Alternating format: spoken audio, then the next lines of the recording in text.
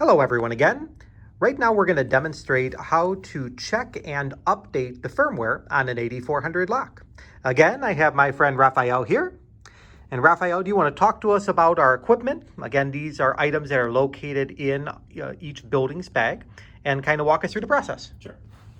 So this device charges only when it's off.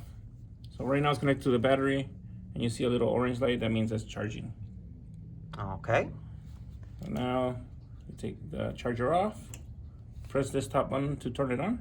So top button on the right hand side. I see a white illuminated button.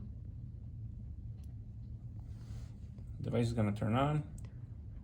Now, just as you're doing this, I want to take an opportunity to mention that these devices, while they may not seem like it, are extremely costly, complicated devices, shall we say. So making sure that they're always stored in a secure space is critical, and most certainly making sure that as they're being used, that we're keeping track of them, because individuals getting a hold of these then could reprogram any locks. All right. So it turns on to our little Windows mobile interface, okay? At first the battery says it's not charging or dead. I don't know why it does that, but then it eventually comes back like after a few seconds. Now I have a full battery. Okay. We have a little stylus here you have to remove. All right. And let's walk through slowly but surely. Let's talk about what you're clicking on as you're clicking. You're going to click on the Windows button. Okay. You're going to get the desktop. Mm-hmm. And just scroll all the way down until you find utility software. Okay. Log. You click it one time. Now, for right here, I'm going to move the camera away, but you would log in as the designated district username and password. Just going to switch to the side here. If you have any questions about what that username and password is, just simply reach out to one of the team members and we can provide that for you. After you've entered it, you simply click login, and then you will come to a screen that looks like this. Now, it's interesting, Raphael, it says no door is available, yet we have a door.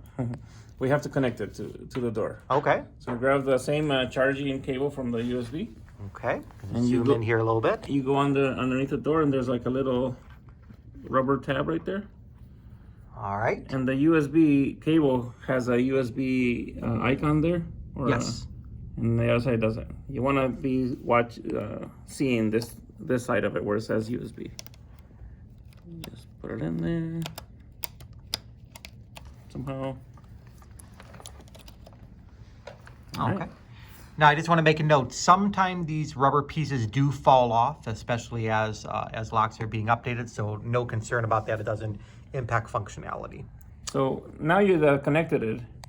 It still says no device connected. Mm-hmm. So in order for it to communicate with this device, you have to press this button, the slide button, okay, 2 times. 1, 2, and then it turns to kind of this blinking red, going on down. And now you see the model of the door, which is AD400. Uh-huh. Now once you see that, click on device options, firmware update.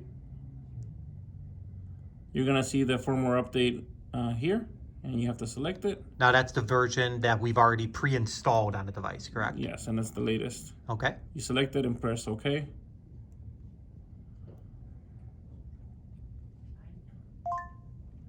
Now here it says your lock contains the same firmware version as the package selected. Do you want to reinstall the firmware? You can select yes or no. And for today, why don't we go ahead and install it? Sure. We're going to click yes. Every so often, you may not realize it was these specific locks, but sometimes they become a little temperamental, and you might need to reinstall the exact same firmware just as a nice fresh reset for the device. So you see the percentage of the process here, and then you'll also see the lights up here blinking red. Now, just pointing out, as we're updating the firmware, it does not mean that the door needs to be reconfigured to be attached to its wireless PIM or things of that nature. Right. It's a separate process. But what we found is by updating firmware, we're able to address things such as battery life challenges, where batteries are continuously draining, and then also address some miscellaneous temperamental challenges with the locks. Now, Raphael, while this is going, you have mentioned that on your Google Doc that you manage, that just identifies when you change the coin cells and the batteries. Do you also make a note when you have updated the firmware? Yes. I'll show you how the Google form looks. While you're pulling that up, I'm just going to point out that our Schlage handle is still blinking red. I have a Google form and I have a shortcut on my desktop on my phone. Oh, that's convenient.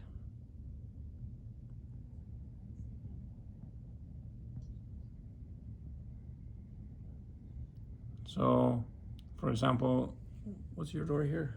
This is 300B. So I'm going to do the 300B. Which building? GBA. GBA. It says here batteries replaced. I'm going to select AA's, coin, and then did I update the firmware? I'm going to say yes and submit. And then it's all there. Perfect. And this helps us keep track of which doors we've done and which doors we check the firmware. Excellent. And then when we're troubleshooting, we can see. Mm-hmm. All right. How's our Pidian looking? 50%. 50%. Now, on average, how long have you found that it takes to update the firmware? About 4 minutes. Okay. Sometimes once it reaches a certain point, it goes faster.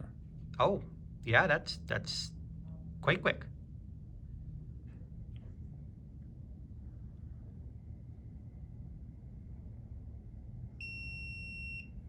You're gonna hear a beep and this turns green very briefly. And it means that it has restarted.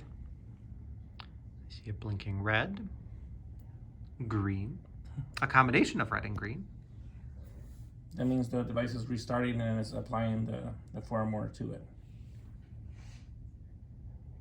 And I noticed that you also have a progress bar on the Pidian still. It says waiting for device to restart.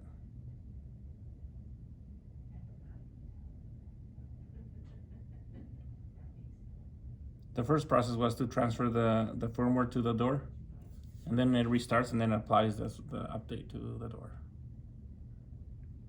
Now, in similar fashion, do you find that as it's applying that it accelerates as it gets closer to the end? We still have the actual item going. Now, Raphael, one thing we haven't talked about is the use of the physical key. When would you need to access the physical key in the case of any of these activities we've been showing? When the door dies completely, there's no way to open it unless you have a physical key. Gotcha. It says firmware updated successfully. Click OK to continue. We're gonna click OK. I'm sorry, up here, OK. Mm-hmm. And then you're gonna click OK there. Now that you're done, just remove your cable. Okay. And now can we just confirm how to turn off the device, and then what you expect to be done with the device after we're done working with it? So you're gonna press and hold the power button. Is that the top button on the right? Yep. Okay. You're gonna select yes to power off, and it just turns off. All right. Once you're done with that, just plug it back into your external battery. You're gonna see the orange light again, and you see the blue LEDs on the battery. It means it's charging. Perfect. And then you're gonna put it away and then also plug in your screwdriver. All right. Yeah, and the stylus goes back in the little holder here. Excellent. Thank you so much. You're welcome.